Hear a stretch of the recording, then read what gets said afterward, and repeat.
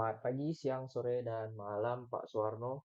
Eh, s- saya di sini dari kelompok 10, mewakili kelompok 10 akan menerangkan tentang penerapan SQL, Embedded, dan Store Procedure dalam arsitektur NTIER. Sebelum itu, saya akan memperkenalkan anggota kelompok saya yang terdiri dari 5 orang, yaitu Charles Ferdianto, Francisca Teresia, Gerline Vania, Sastio Alfonso Fang, dan saya sendiri Diki Wijaya. Kami di dalam sini akan menjelaskan tentang SQL Embedded, Store Procedure, dan Arsitektur and Tier. Dan yang pertama, saya sendiri, Karen Vania, akan menjelaskan tentang SQL Embed. SQL Embed itu merupakan cara kita menjalankan perintah SQL langsung dari dalam kode program, misalnya di bahasa pemrograman C.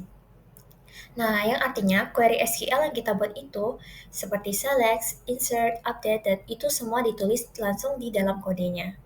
Nah, untuk cara kerjanya, pertama program membuka koneksinya ke database. Kemudian query SQL ditulis dalam bentuk string di dalam kode. Kemudian query tersebut kita jalankan menggunakan perintah seperti SQL command. Dan hasil akan dikembalikan dan ditampilkan kepada pengguna. Ada beberapa kelebihan dan kekurangan daripada SQL Embed ini. Yang pertama, kita akan bahas dari segi kelebihannya, kenapa kita harus pakai SQL Embed ini. Yang pertama, SQL Embed ini mudah dibuat dan cepat diuji. Kemudian kita tidak perlu dikonfigurasi tambahan di dalam database, kemudian cocok untuk aplikasi kecil atau tahap pembelajaran. Nah, sedangkan dari segi kekurangan dari SQL Embed ini, itu ada data yang kurang aman karena rentan SQL injection jika input tidak divalidasi. Kemudian sulit dikelola karena query tersebar di banyak bagian kode. Kemudian ada perubahan database memaksa perubahan di kode program.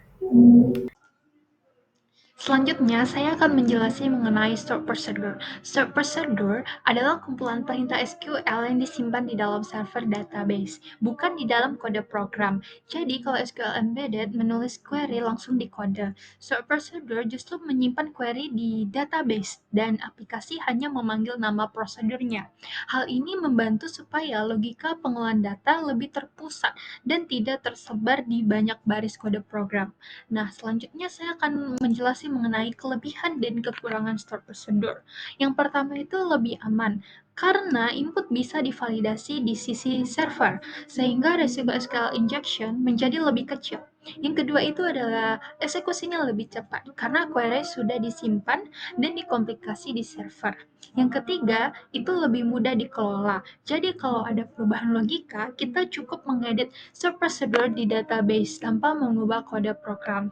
Yang keempat itu adalah store procedure bisa digunakan ulang berkali-kali dan berbagai aplikasi. Yang selanjutnya saya akan menjelaskan tentang kekurangan store procedure.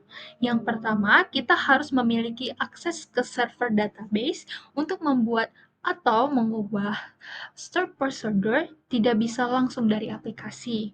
Nah, yang kedua itu kalau jumlah store procedure terlalu banyak dan tidak diberi nama atau dokumentasi yang jelas, maka bisa membingungkan saat maintenance. Yang ketiga, itu store procedure tergantung pada jenis database. Contohnya, sinteks store procedure di SQL Server tidak bisa langsung dipakai di MySQL tanpa penyesuaian. Selanjutnya, saya akan menjelaskan apa sih arsitektur N-tier dan kegunaannya. Nah, arsitektur N-tier itu bagaimana cara kita membangun suatu aplikasi dengan memisahkan bagian-bagian utama dari sistem ke beberapa lapisan atau tier yang membuatnya menjadi lebih terstruktur dan mudah dikembangkan serta aman. Arsitektur N-tier itu biasanya terdiri dari 4 layer. Pertama ada presentasi layer, di mana itu tampilan yang ditampilkan untuk interaksi dengan user. Kedua ada business logic layer, itu adalah aturan dan proses dari bisnis. Ketiga ada data access layer, di mana ini dijadikan sebagai penghubung atau jembatan antara aplikasi dan database. Keempat, database layer. Nah, tempat untuk menyimpan semua data serta store prosedurnya nanti. Apa saja kelebihan dan kekurangannya? Bisa dilihat arsitektur N-tier itu memiliki 4 kelebihan yang saya sebutkan di sini. Pertama, struktur jadi lebih rapi dan terorganisir. Kedua, mudah dikembangkan. Perubahan di satu layer tidak akan mempengaruhi layer lainnya. Tiga, lebih aman juga karena akses ke database tidak langsung dari tampilan, tapi dari backend. Keempat, mudah dikelola oleh tim, bisa dikerjakan oleh beberapa orang secara paralel atau bisa dibilang dikerjakan oleh orang banyak. Lalu ada kekurangannya. 1. Pasti lebih kompleks, butuh perencanaan dan pembagian layer yang jelas antar tim. 2. Waktu pengembangan lebih lama dibandingkan dengan sistem yang sederhana. 3. Pasti komunikasi antar layer bisa menambah beban performa jika tidak dioptimalkan. Dan kunci utamanya yang terakhir itu komunikasi antar tim. Oke, selanjutnya kita akan masuk ke bagian praktek yang akan dijelaskan oleh Charles. Perkenalkan, nama saya Charles Ferdianto dari kelompok 10. Pada kesempatan kali ini, saya akan menjelaskan tentang penerapan SQL Embed pada aplikasi CRUD sederhana. SQL Embed berarti perintah SQL seperti insert, update, delete, dan select yang ditulis langsung di dalam kode program, sehingga aplikasi ini berkomunikasi langsung dengan database tanpa menggunakan store prosedur. Contohnya pada bagian metode insert ini,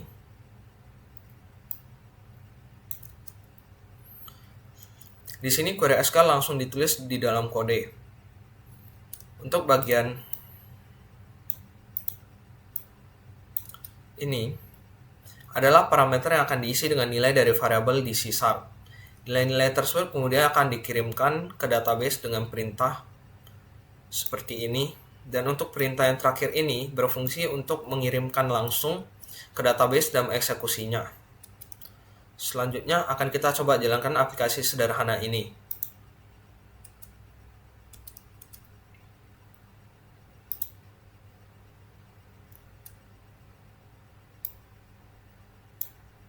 Nah, yang pertama misalnya kita masukkan nama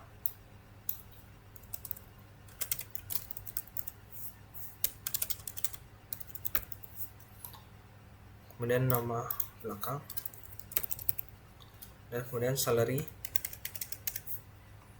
Sehingga kita akan tekan add, maka data berhasil ditambahkan, sehingga data otomatis masuk ke dalam. Kemudian untuk melakukan update, kita tekan data tersebut, kemudian kita ubah, dan tekan update, maka data berhasil diubah. Kemudian untuk melakukan delete, kita tinggal melakukan delete, maka kita tekan yes, dan data berhasil terhapus. Jadi inilah contoh penerapan SQL Embed di mana aplikasi melakukan operasi database tanpa memerlukan prosedur di SQL Server. Dengan cara ini, semua logika database berada di dalam kode aplikasi. Namun kekurangannya, jika query-nya banyak, maka kodenya akan lebih sulit untuk dikelola. Sekian penjelasan saya untuk bagian SQL Embed. Selanjutnya, saya akan menjelaskan tentang penerapan store prosedur pada aplikasi CRUD. Di sini saya sudah membuat beberapa store prosedur. Yang pertama ada insert employee, berfungsi untuk menambahkan data karyawan. Yang kedua ada update employee, berfungsi untuk mengupdate data employee. Yang ketiga ada delete employee, yang berfungsi untuk menghapus data employee. Dan yang keempat ada get all employees, yang berfungsi untuk menampilkan seluruh data employees. Setiap store prosedur memiliki parameter yang akan menerima nilai dari aplikasi C#. Misalnya, insert employee memiliki parameter fname, lname, dan salary yang akan diisi dari input pengguna. Selanjutnya kita akan lanjut ke Visual Studio. Di bagian employee.cs, setiap proses CRUD memanggil store prosedur menggunakan SQL command type.store prosedur. Misalnya saat menambahkan data, program memanggil insert employee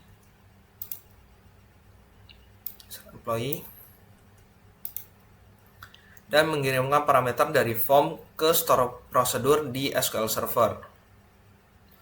Selanjutnya akan kita coba jalankan aplikasinya. Nah, maka akan muncul seperti tampilan berikut ini. Kemudian kita input, misalnya Charles.